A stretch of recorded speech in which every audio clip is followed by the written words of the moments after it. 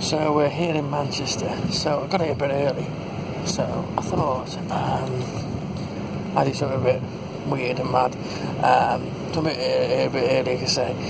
I'm enjoying this going swimming I've been doing with Harv, but the problem is I don't get a lot of swimming done, it's just a lot of paddling around with Harv. Still good for fitness, I mean, because she's like on me back, throw me around, do me this, do me that, so it's quite good, but I've been quite enjoying it. I just got a bit of time this morning. I thought, do you know what? I might just pop to a leisure centre in Manchester as I'm up here early and just go and have a half an hour swim. So I need to buy a pair of trunks and I need to buy a towel. I was going to bring a little towel, but I forgot all about it. So I might just buy a tea towel or something and a pair of trunks. I see there's an Asda right next to leisure centre in Moss Side there. So I might go there, see if I can buy a pair of trunks. Some there, I looked at online, Asda doing for £4, so I thought I might buy a pair of them, little towel, sling the trunks after I finish, and just pop round the corner and have a half an hour swim. Because it's just a waste of fun. It sounds really good, because I'm a really fat bugger at the minute, so I really want to get rid of it. So we'll have a go at that, see how that works out. Also, while I'm doing this video, I forgot in the last one, Richie Walking asked 2 more questions. The answer to the first one, which Jennings' brother is my favourite brother, I would have to go with Dan. But the simple reason is, Dave leaves you stranded homeless when your hotel in Belgrade screws you over. Buy him more match tickets you want him, but he'll still leave you stranded in Belgrade to go on the piss.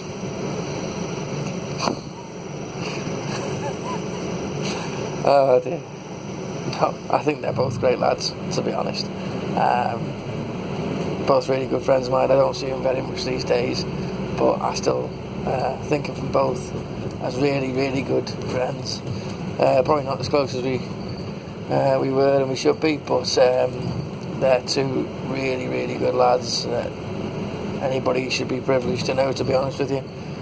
The other question was, if I could bring back one Wrexham player to play now that, previously played for Wrexham, it would have to be, it's basically like asking who's my favourite Wrexham player. It would have to be Carl Connolly, because you just don't get players like him anymore. I mean, the skill and the talent he possessed and his passion and dedication to the football club were phenomenal, and I don't think you'll find that often.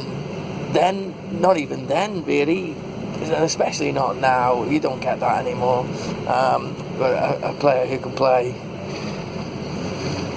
two levels higher probably, goes and continues to play for the club he loves. And I had no attachment to originally, not from the area. He's fantastic.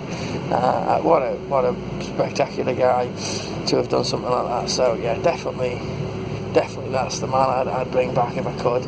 I mean, if you can bring that back, just the spirit that he has in him for that, I'd definitely bring him back. But times move on, and it's not, players like that aren't available these days, and especially in the league wherein you get journeymen and you get a lot of this where players are contracted for a year to clubs, and they just move around between clubs, and that's what you get at our level.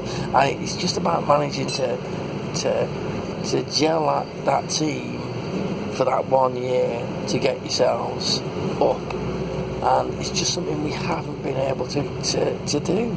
And we've had a lot of problems off the pitch previous years. Those do seem to have disappeared now, but it's getting it right on the field, and we've had a few manager swaps which have been really unfortunate, really, and probably not the club's fault. The original ones, probably the latest ones, are probably they will have to take on the chin, unfortunately. But they have made some good appointments in the past, so you just got to trust that everybody makes mistakes, and you've just got to hope that we get on with it. Whether Dean Keats is the answer or not, I'm not overly sure. I think he is a decent manager. but whether he is a good enough manager,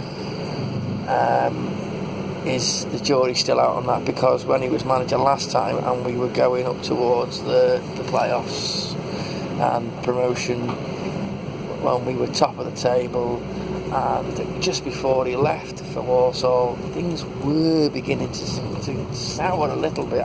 We would have probably made the playoffs, but they were beginning to sour a little bit.